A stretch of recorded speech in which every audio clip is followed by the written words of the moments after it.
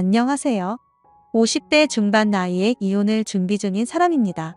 10길 물속은 알아도 사람 속은 모른다더니 20년 넘게 부부로 살 비비고 지낸 남편을 이렇게도 모르고 살았을까 싶은 생각이 드는 요즘입니다. 이 일을 알게 되고 이혼까지 준비하는 과정이 8개월이 넘어가고 있는데요. 이젠 너무 지치고 기운이 빠져서 남편을 미워할 힘조차 없는 것 같네요. 그냥 그 인간 얼굴 안 보고 어디 조용한 데서 살고 싶다는 생각밖에 안 듭니다. 시간이 지나면 조금 괜찮아질 줄 알았더니 바람피고 온 인간 낯짝을 보면 그날 사건이 그대로 다 떠올라서 그대로는 못 살겠더군요. 심지어 자기가 저지른 일은 입 밖에도 못 꺼내게 하면서 피하기만 하는 사람을 보고 있으니 제대로 된 사과 한 번을 못 받고 살다간 제 명예에 못 살겠다는 생각이 들었습니다. 이혼을 준비하며 보니 제 남편은 여태 제가 알던 사람과는 정 딴판인 인간이더라고요. 미안하단 말도 없이 되려 더 뻔뻔하게 큰 소리를 떵떵 치니 말이죠. 자기가 난처한 순간이 오면 이 인간이 더 낯짝을 두껍게 행동을 하는데 그 모습을 보면 속에 불이 나는 것 같았죠. 결국 그렇게 이혼까지 결심을 하게 된 거죠. 진심으로 미안하단 말 한마디만 했더라도 이 지경까지 되진 않았을 것 같아요. 1년 전 남편은 직장에서 퇴직 결정을 자기 스스로 했습니다. 솔직히 몇 년은 더 다닐 수도 있었는데 드라마에서 보는 것처럼 그렇게 오래 몸담은 회사도 인간 다 써먹고 버릴 시점이 되니 아주 대놓고 눈치를 주는 것 같더라고요.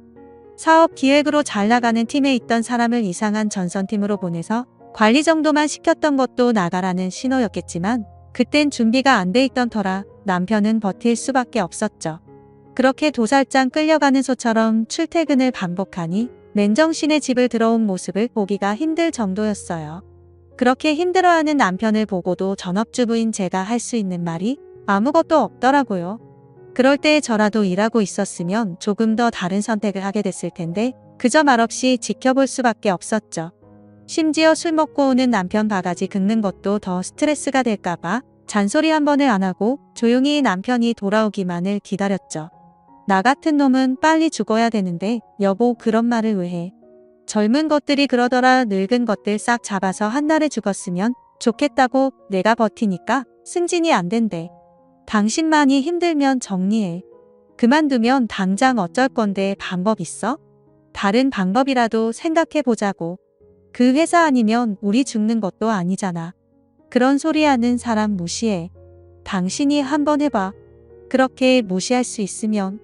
그 뒤로부터 남편은 더 힘겨워하는 게 눈에 보이더군요. 어쩐지 저에게도 정 떨어졌다는 느낌이 들었는지 자꾸 피하는 게 느껴지더라고요. 당신 언제 들어와? 저녁 해놨는데 빨리 와서 먹지. 나한테 신경 쓰지 마. 날로 예민해지는 게 느껴졌어요. 이러다간 회사도 집도 남편이 마음 붙일 때 하나 없이 살 것만 같더라고요. 어떻게든 남편이 회사에서 정리하고 나올 수 있도록 저도 방법을 궁리하게 됐죠. 그러다가 편의점을 운영하던 친구 부부가 이웃점을 차리게 됐다는 이야기를 듣게 됐고 친구를 찾아가 상담을 하게 됐어요. 남편에게 대책 없이 제안을 하는 것보단 뭐라도 제가 알아보고 말하는 게 좋겠다고 생각을 했죠. 그렇게 친구 부부를 만났고 한참 이야기를 하다 보니 남편과 제가 돌아가면서 편의점을 지키는 방안으로 하면 수익은 충분히 낼 수 있다면서 괜찮을 거라고 하더군요. 두 사람의 조언은 아르바이트 없이 저희 둘이서 관리를 잘하면 될 거라고 했어요. 매일 지키는 일이 피곤하긴 해도 인력비를 줄이면 돈 나가는 부분이 적어서 괜찮다고요. 전 그 얘기를 듣고 앞으로 뭐라도 해보자고 제안했죠. 또 술에 취해서 들어온 남편은 몸도 가누지 못한 채 누워서 성의 없이 미쳤네 이제. 여보 회사 퇴사해. 우리 같이 뭐라도 해보자고. 진지하게 들어봐. 옆 동사는 내 친구 있잖아. 편의점 하나 차렸는데 잘 돼서 벌써 2호점 준비 중이야. 노하우도 잘 알려주고 할 사람이 있으니까 한번 해보자고. 집에서만 있었는데 뭘 안다고 그걸 해? 당신 괴롭다니까 방법 찾아서 온 거잖아. 나도 지쳐. 그렇게 저는 다시 심기일전해서 뭐라도 해보고 싶었는데 평생 회사 생활만 한 남편은 의외로 저보다 더 겁이 많더라고요. 모은 돈을 한순간에 잃기라도 할까봐 사업에 대한 두려움이 많은 것 같았죠. 그런데 회사에서 지방으로 마지막 발령을 내는 시점이 오고야 말았고 결국 남편은 퇴사하고 나와 제 의견을 따라 편의점을 시작해보기로 했습니다. 아마 우리 둘이서 머리 맞대고 했더라면 못했을 수도 있지만 친구가 자기 일처럼 창업 시작부터 모든 걸 도와줘서 덕분에 좋은 위치의 편의점 운영을 시작해 볼 수 있게 되었죠. 퇴직금으로 무리해서 일을 벌이기보단 차근차근 해볼 수 있는 일이었으니까 10병 정도밖에 안 되는 작은 규모였어도 우리의 일이라 생각하니 가슴이 벅차더라고요. 남편도 걱정했던 것보다 훨씬 더 긍정적이고 적극적으로 본인의 일이라 생각하며 하더라고요. 혼자서 10시간 이상을 지키고 서 있는데 너무 무리하는 것 같아서 제가 더 돕겠다고 했는데 혼자서도 충분히 괜찮다면서 파악할 동안만큼은 한번 다 해보겠다고 하더라고요. 그래도 남편이 전과 같은 스트레스 없이 주인이 되니 더 책임감을 갖고 해내는 것 같아서 저도 남편만 오면 덜컹하고 내려앉던 마음이 조금씩 안정감을 찾는 것 같았죠. 모든 것이 안전기에 접어들 즈음 남편이 아르바이트를 구하고 싶다고 하더라고요.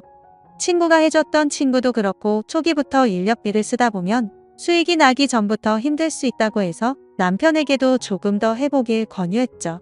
그런데 남편은 여보, 내가 이날까지 일한 걸 생각해봐. 나도 조금은 쉬고 싶다고. 우리도 이제 여유가 져도 될 것 같은데? 그래도 초반부터 아르바이트 쓰기 시작하면 나가는 돈 만만치 않을 거야. 그리고 믿을 만한 사람인지 확인도 어렵고 나는 불안한데 당신이 계속했으면 좋겠어. 내가 구해볼게. 그런데 남편이 샤워를 하다가 쓰러지는 일이 생기게 됐고 힘들다는 말이 그냥 한 소리인 줄 알았는데 정말 무리가 온 것 같아서 저도 이렇게 건강해지느니 사람 쓰는 게 더 낫겠다 싶은 결정을 했습니다. 그리고 아르바이트를 구하겠다던 남편은 좋은 사람을 만났다고 하더라고요. 누군지 궁금해서 남편에게 저도 한번 보겠다고 했더니 나이는 조금 있는 여자분이야. 몇 살인데 40대? 아니 당신하고 2살 차이 나던데? 그렇게 나이 많은 사람을 써? 난 젊은 사람보단 훨씬 나은데 괜히 버릇없이 구는 것보단 일머리도 있고 싹싹하고 더 좋을 것 같아서 그래도 너무 나이가 많은 것 같은데 우리가 대학이도 나이가 비슷하면 더 편하지. 이제 당신 편의점은 내가 다 맡아서 할 테니까 신경 쓰지 마. 더 잘 돼서 이유점 내면 그때 당신이 맡아서 해. 전 당연히 남편이 젊은 학생을 구했을 거라고 생각했는데 제 또래에 여자라니 의아했습니다.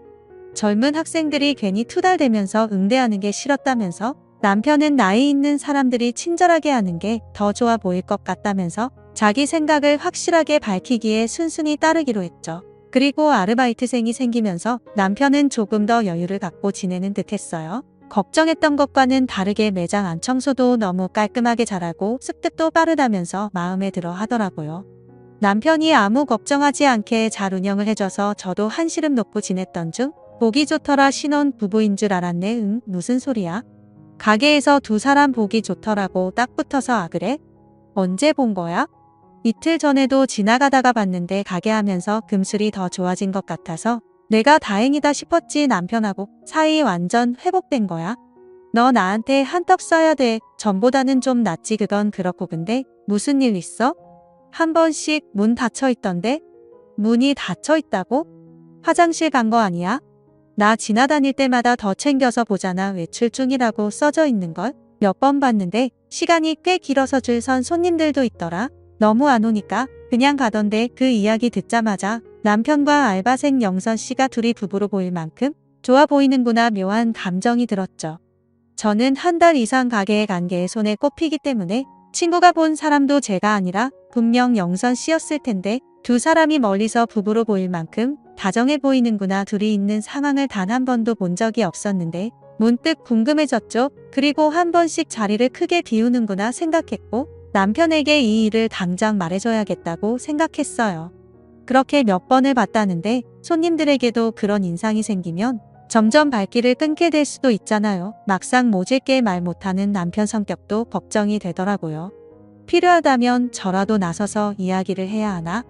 별 생각을 다 했죠. 여보, 친구가 그러는데 그분이 외출을 길게 하는 것 같아? 당신이 한 소리 좀 해. 자리 너무 길게 비우지 않게 주의를 좀 줘야 될 것 같아? 아니 사람이 잠깐 화장실도 가고 그럴 수 있지. 당신이 그러니까 사업 소환이 없다는 거야. 사람이 서로 사람답게 대우를 해주고 믿음을 갖고 지내야지. 당신처럼 하면 몇 개월 있다가 다 도망가지. 내가 알아서 하니까. 그런 건 나한테 맡겨. 내가 판단하니까. 아니 그게 아니라 그냥 간 손님도 있다. 그러니까 에이 당신 친구도 참 자기 일이나 잘하라 그래. 남의 가게 기웃거리고 관찰하지 말고 자기가 도움 좀 줬다고? 우리 가게도 자기 것처럼 생각하나 본데 알아서 한다고 해. 신경 써서 봐준 사람한테 왜 그렇게 말을 해? 미친 여자 아니야? 남의 일에 왜 그렇게 신경을 써? 한가하면 자기 가게 청소나 더 하라고 해. 갑자기 막말처럼 쏟아내는 남편의 반응에 당황을 했죠. 우리 가게를 그렇게 오래 비워놓는다는데 고맙다는 말은 아니어도 미친 여자라면 욕까지 하는데 찜찜했습니다. 같은 여자니까 내가 가서 잘 이야기해 볼게. 아, 당신이 나서지 말라고. 왜 그렇게 화를 내? 가게 비우는 건 큰 문제잖아. 그렇게 스트레스 줄 거면 오지도 마. 내 돈으로 차린 내 가게니까. 내가 망하든지 문을 걸어 잠그든지 신경 끄라고. 알았어? 그냥 조심해달라고 말 한마디도 못해? 내가 다 안다고. 내가 허락했어. 이미 알고 있었다는 거야. 그럼 가게를 20분 이상 비워도 괜찮다고. 왜? 시끄러워. 끊어. 그녀를 보호하면서 자기가 모든 책임을 지겠다며 소리를 지르는 걸 보니 두 사람이 어떤 관계인지 의심을 거둘 수가 없겠더라고요. 요즘은 핸드폰으로 가게 내부를 CCTV를 실시간으로 볼 수 있어. 남편 핸드폰으로 그 여자가 혼자 있는 모습이라도 봐야 직성이 풀리겠더군요. 밝고 나는 남편 반응을 보고 나니 의문이 더 커졌습니다. 솔직히 제 이야기를 듣고 주의를 시키겠다면서 신경을 쓸 줄 알았는데 자기도 이미 다 알고 허락했단 반응이 도무지 이해가 안 가더군요. 그뿐 아니라 이상했던 게 영선 씨가 아르바이트를 시작한 후로도 익숙해졌을 법도 한데 굳이 그 시간을 남편도 나가 있더라고요. 아르바이트를 쓰면 나머지 시간은 자기가 여유를 갖고 보내고 싶다더니 말과는 다르게 몸은 늘 그곳에 가서 부부처럼 보일 정도로 붙어서 지내고 있는 것 같았죠. 그리고 늦게 들어와 잠든 남편의 핸드폰에 CCTV를 돌려보는데 매장 내부와 창고에 마련된 3개 CCTV 중 창고 하나는 검은 화면이 돼 있더라고요. 솔직히 제일 중요한 곳이 재구물품이 있는 창고 아닌가요? 그 안에서 뭔가 갖고 나간다고 해도 모를 정도인데 그 중요한 곳을 꺼놓고 지냈는지 의심이 자꾸 더해져 갔죠. 또 이 일을 남편에게 물었다가는 더 예민하게 나오게 분명해서 전 업체에 전화를 걸었습니다. 그리고 거기서 돌아온 답은 사장님께서 신청해서 그쪽은 끊었어요 라는 답변이었죠. 이쯤 되니 남편과 영선 씨 사이를 의심하지 않고 넘길 수 없겠더라고요. 그 여자만 있는 시간에 몰래 가서 보기도 했고 남편과 단둘이 있는 모습을 스치듯 보긴 했지만 친구가 말해준 외출 중이라는 팻말이 붙인 날은 없더라고요. 아무래도 주변에서 누군가 계속 보고 있다는 생각을 하니 남편도 더 조심하는 것 같았죠. 그리고 저도 그 일로 계속 신경을 쓰다 보니 너무 정신적으로 스스로 달달 볶는 기분이 들어서 잠시 내려놓고 지내기로 했습니다. 그리고 남편이 일정이 생겨 시댁에 들러야 하는 날이 있었는데 마침 영선 씨도 8시면 마치는 시간이어서 그날은 제가 편의점을 지키게 됐죠. 가보고 싶었는데도 기어코 오지 말라며 말리는 남편 때문에 저도 손님처럼 스쳐 지나가는 거 쇠에는 내부를 속속 들이볼 수가 없었는데 이참에 잘 됐다 싶더군요. 그리고 창고를 들어갔는데 이상하게 초반에 잘 정돈돼 있던 위치가 달라져 있었고 과자나 음료를 놓는 선반이 벽 쪽으로만 돼 있어서 중간이 텅 비어져 있더라고요. 어쩐지 전보다 동선이 더 불편해진 것 같았는데 남편이 한 결정이려니 했어요. 그런데 CCTV 화면을 검은 비닐봉지로 씌워놓은 게 눈에 띄었습니다. 굳이 이렇게까지 여길 막아둔 이유가 대체 무엇일지, 가장 중요한 창고를 왜 안 보이게 뒀는지 오늘이 어쩌면 저에게 기회란 생각이 들어서 업체에다 연락해 창고를 볼 수 있게 해달라고 요청했습니다. 그리고 제 폰으로 연결해서 볼 수 있게끔 해두었죠. 검은 봉지를 싹 벗겨버렸다가 남편이 눈치를 챌 것만 같아서 구멍을 살짝 내놓고 나왔습니다. 확실한 증거를 잡자는 마음보다 차라리 제가 한 의심이 그냥 지나친 생각에서 끝나길 바라는 마음이었죠. 그날 이후로 저는 CCTV 화면을 손에서 놓지 않고 봤습니다. 다행히 거길 오가는 상황 외에는 특별한 건 없더라고요. 제 지나친 생각이었구나 하면서 남편에게도 괜히 미안한 마음이 들었죠. 그런데 그때 또 친구에게 전화가 걸려와서 너 어디야? 가게 없어? 난 집이지. 가게 잘 안 나가는데 왜 봐? 또 외출 중이잖아. 알바생 있는 시간이야. 아니 지금 남편이 있을 시간인데 우선 끊어봐. 저는 그리고 다급히 핸드폰 화면으로 창고를 봤습니다. 남편이 보였죠. 선반장 뒤에 숨어있던 간이 침대를 꺼내 펴더라고요. 피곤할 때 종종 이렇게 꾀를 부렸구나. 이유를 알겠더군요. 그런데 몇 분의 시간이 흐르자 창고 안으로 들어오는 사람이 있었습니다. 오늘 일하는 날도 아닌데 온 영선 씨가 창고 안으로 들어와 익숙하게 외투를 벗더니 남편과 불륜을 하는 게 아니겠어요? 화면 속에서 그러고 있는 둘의 모습을 보고 있으니 차마 눈을 뜨고 볼 수가 없겠더라고요.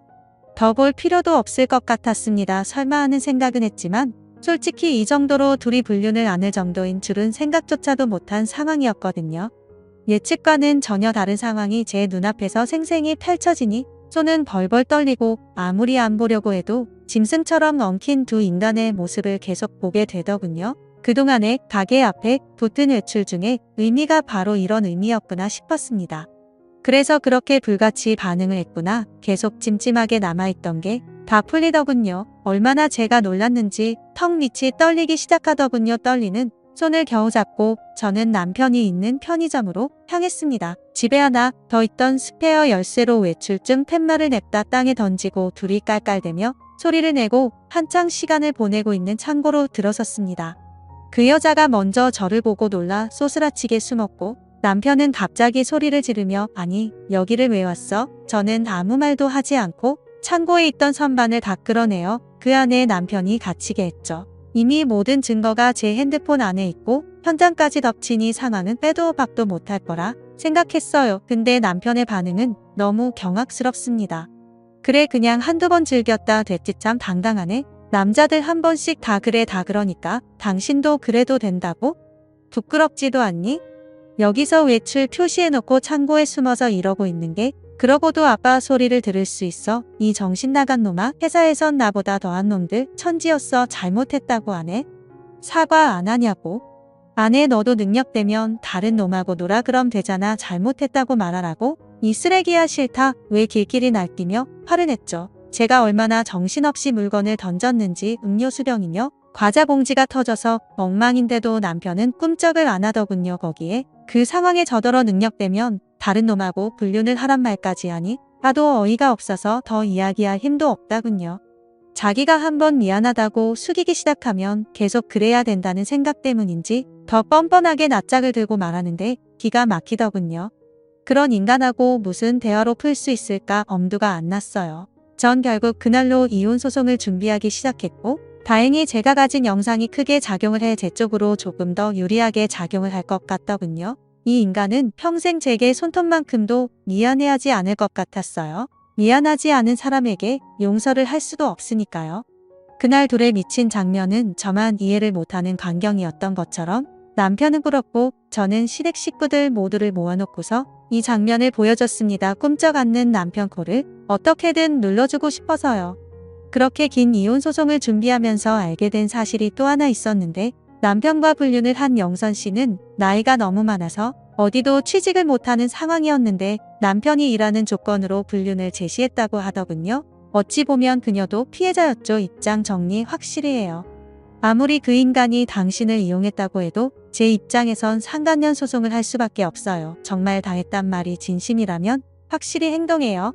사모님 방법을 알려주시면 그대로 할게요. 그래서 지금은 상간년 소송을 준비하던 영선 씨가 아예 남편 일까지 형사소송으로 신고를 하면서 더 확실하게 남편에게 박살 내줄 준비를 하고 있습니다. 끝까지 싸울 생각으로 가다 보니 이제 그 인간 입에서 잘못했단 소리도 나오고 매일 얼굴을 바꿔가면서 찾아오는데 참 역겹더라고요. 가증스럽고요.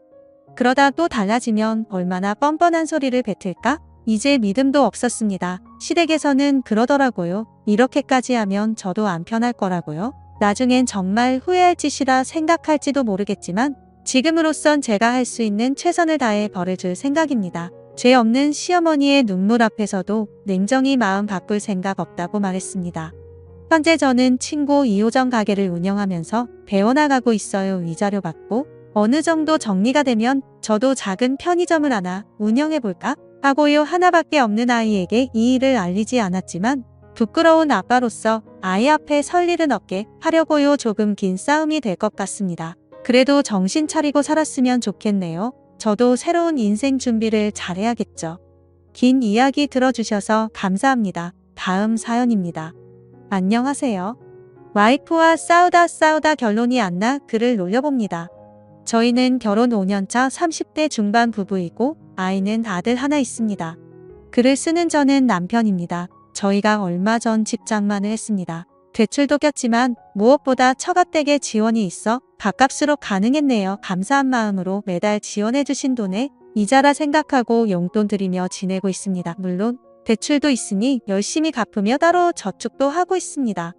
지난 주말 집들이로 저희 가족들이 방문을 했죠. 부모님과 형네 애가 왔는데 다들 집 보면서 너무 근사하고 훌륭하고 잘했다, 수고했다 했습니다. 그러다 저희 어머니가 이제 집 장만도 했으니 둘이 너무 아끼지만 말고 재밌게 돈 쓰고 살아라. 우리는 젊어서 아끼기만 했더니 이제 돈 쓰는 방법도 모르겠다 하셨습니다. 기분 좋게 그냥 내하고 식사 잘 마치고 다들 집에 갔는데 와이프가 설거지를 하면 왠지 기분이 안 좋아 보이는 겁니다. 음식 장만은 제가 해서 와이프가 설거지 무슨 일이냐고 물으니 어머니, 저 말이 기분이 나쁘다네요. 왜냐고 물었더니 집 사는데 보태준 건 우리 집이고 앞으로 갚아 나가야 될 것도 많은데 도움 한 푼 안 준 시댁에서 쓰고 살라느니 이런 말 하니까 그냥 듣기 짜증나서 누구는 안 쓰고 살고 심나 양가해서 다 도움 줬으면 대출도 안 받고 쓰고 살 수 있었겠지, 그런 말을 왜 하신대? 약 올리는 것도 아니고 납니다. 제가 어머니가 약 올리려고 한 말이 아니라 그냥 당신 경험에 빗대어 얘기해 준 거 아니냐? 너무 나쁘게만 듣지 마라 해도 아내가 전형된 애 툴툴거리며 화를 내더군요. 나중엔 저도 듣다가 짜증이 나서 형편이 안 돼요, 못 도와주는 걸 어떡하라고? 계속 화를 내는 거냐? 그냥 한 귀로 듣고 한 귀로 흘리면 되는 거 아니냐 하고 화를 냈네요. 그랬더니 와이프가 처가댁에서 해주신 돈 그냥 돌려드렸잖아요. 이미 써버렸는데 어떻게 그러냐고 하니 한 달에 저축액 2배로 늘려서 그걸로 지원해 주신 돈 조금씩이나마 갚겠다고 합니다. 저는 어머니의 저 말과 그게 무슨 상관이 있는지 잘 모르겠지만 그렇겠답니다. 문제는 그렇게 하면 저희 부부와 아들은 정말 거지처럼 살아야 합니다. 와이프가 알뜰한 편이라 지금도 많이 안 쓰며 살고 있는데 저렇게까지 해버리면 의식주만 딱 해결하는 정도가 되어버립니다. 와이프에게 다시 뭘 바라냐고 물어보니 시댁에서도 똑같이 도와주는 거랍니다. 그래서 제가 형편이 안 돼요, 못 도와주시는 거 알지 않냐 되면 얘기해 봤겠지만 안 되는 건 어쩌냐 했더니 그럼 위에 말한 대로 결국 하겠다네요. 저희 어머니 말이 기분이 나빴어도 그게 굳이 저렇게 할 일인가요? 애초에 저는 저게 기분 나쁜 말인지도 잘 모르겠습니다. 어머니와 와이프의 소비에 대한 마인드 차이일 뿐인데 와이프 친구 중에도 유명한 욜로족 친구가 있어서 저희한테 아끼지만 말고 쓰고 살아라 염불에도 말하지만 와이프는 화내거나 그 친구 이해 안 되고 한심하다는 이해한 적 한 번도 없습니다. 그냥 개개인 차이니까 하고 웃어 넘길 뿐이죠. 그래서 더 이번에 화가 난 포인트를 잘 모르겠습니다. 아직 저희 집과 처가댁에서는 이 사실을 모르십니다. 와이프 마음을 돌리려면 어떻게 설득하고 해결해야 할까요? 추각을 올립니다. 많이들 오해하시는 게 저희 어머니가 자기에게 쓰길 바래서 그런 말 하신다고 했는데 그건 아닙니다. 짐작하시겠지만 저희 집은 넉넉하지가 못해서 결혼하면서 여태까지 보태주신 게 단 하나도 없습니다. 처가에서도 결혼할 때 보태주시려다가 와이프랑 제가 둘만의 힘으로 하겠다고 해서 일절 받지 않았었습니다. 그러다 이번에 집 장만하면서 도와주시게 되었고요. 한사코 사양했으나 와이프가 외동딸이라 편히 잘 살길 바라셔서 그런지 귀엽고 도와주셨고 너무 감사하게 생각합니다. 제 돈이라 생각한 적도 없고 당연하겠지만 진명에도 와이프입니다. 저희 집은 용돈이고 선물이고 일절 받지도 않으시려 합니다. 면목 없다고요. 저희 생일이나 명절엔 용돈이라도 쌈짓돈 모아 쥐어주시기만 합니다. 아무튼 그런 사정이라 저희 집에서도 늘 처가 되게 감사해 하시고 죄송해 하시죠. 해주고 싶어도 줄 게 없으니 글에 미처 못 썼지만 집들이 날도 저희 가족들이 한참을 처가 댁 칭찬과 감사만 하다가 끝났을 정도입니다. 별로 중요한 게 아니라 안 썼는데 많은 분들을 오해하게 해서 죄송하네요. 저희 어머니는 평생을 푼 돈이라도 벌겠다고 일하고 모으고 이러시다 보니 하셨던 얘기 같습니다. 항상 와이프가 맞벌이 하는 거 미안해 하시는 분이거든요. 당신 아들의 능력이 없어 며느리 고생한다고요. 맞는 말입니다. 평소에 그런 저희 가족과 어머니 성격을 잘 알면서도 저 말 한마디 꼬아듣고 굳이 어려운 길로 가겠다는 와이프가 이해가 되지 않아 글을 올려봤습니다. 다시 한번 잘 얘기해 봐야겠네요. 와이프와 새벽에 맥주 한잔하며 얘기해봤습니다. 제가 혹시 처가 댁이 우리 도와주시느라 노후가 지장을 받으시거나 맘껏 돈을 못 쓰는 상황이면 와이프 말대로 돈을 돌려드리자고 했습니다. 와이프 말로는 처가 댁은 아파트도 몇 채 땅도 많이 가지고 계신 부동산 자산 가셔서 저희 도와주신 거 정도는 크게 부담되지 않으신다고 합니다. 저도 여유 있으신 것만 알고 이 정도로 많이 갖고 계신지는 몰랐네요. 자기도 맨날 처가 댁에서만 이것저것 해주시는 게 은근히 신경 쓰여왔던 것 같다고 시댁에서 못해 해주시는 게 알게 모르게 서운했는데 자신도 미처 못 깨닫고 있다가 터진 것 같다고 합니다. 저축액을 늘리는 건 현실적으로 어렵기 때문에 저는 거지처럼 살아도 되는데 아들이 지금 모으고 있는 저축 통장이라도 반기되면 처가 댁에 드리기로 했습니다. 저도 너무 당연하게 받은 것 같아 이 기회에 반성하게 됐네요. 많이들 궁금해하셔서 적자면 저희 집은 6억짜리 수도권 아파트이고 저희가 결혼 전으로 모은 3억의 대출 1억을 받고 처가 댁에서 지원해 주신 돈은 2억입니다. 그 대가로 80만 원씩 매달 드리고 있습니다. 그 외에 지원해 주시기 전에 드리던 용돈 20만 원까지 하면 매달 처가 댁에 100만 원 드리고 있습니다. 저희 집엔 드리는 게 없고요. 용돈 20만 원을 결혼 후 1년간 드렸는데 고스란히 모아 저모르게 와이프에게 돌려주셨다더군요. 저희 어머니가 너 비상금 하라고 하셨답니다. 그러면서 진짜 용돈 주지 말라고 우리는 먹고 자고 하는 것 밖에 안 하는 사람들이라기한 돈 줘봐야 잘 쓸 줄도 모른다고 하도 얘기하셔서 그 이후로는 드리지 않습니다. 생신이나 명절에 간간히 드립니다. 근데 그럴 때 저희 부모님도 저희에게 용돈을 주시니 쌤쌤이네요. 아무튼 원래는 좀 변두리에 싼 아파트로 가려다가 처가 댁에서 2억 지원해 줄 테니 와이프 직장 출퇴근 좋은 수도권으로 가라셔서 이렇게 좋은지 보게 되었습니다. 제 직장과는 좀 멀어졌지만 그런데 어떠한가요? 너무 감사한 일이죠. 저는 회사원이고 월급은 이것저것 합쳐 400 후반 정도 됩니다. 와이프도 회사 다니고 연봉이 잘 안 오르는 직종이라 100 중후반 정도 받고 있습니다. 아무튼 모으는 돈은 적금 통장이 만기되는 대로 처가 댁 드리기로 했습니다. 받아주실지는 잘 모르겠네요. 많은 분들이 시댁에 상처가 많아 저희 어머니를 욕하시기도 했는데 세상엔 정말 며느리 걱정도 해주고 비록 해주는 건 없지만 항상 미안해하고 고마워하는 시댁도 있다는 걸 이 자리를 빌어 말씀드리고 싶네요. 물론 시금치도 싫어질 정도로 지긋지긋한 시댁도 많지만요. 그런 분들은 힘내시길 바라겠습니다. 다들 행복하게 사시길 바랍니다. 감사합니다.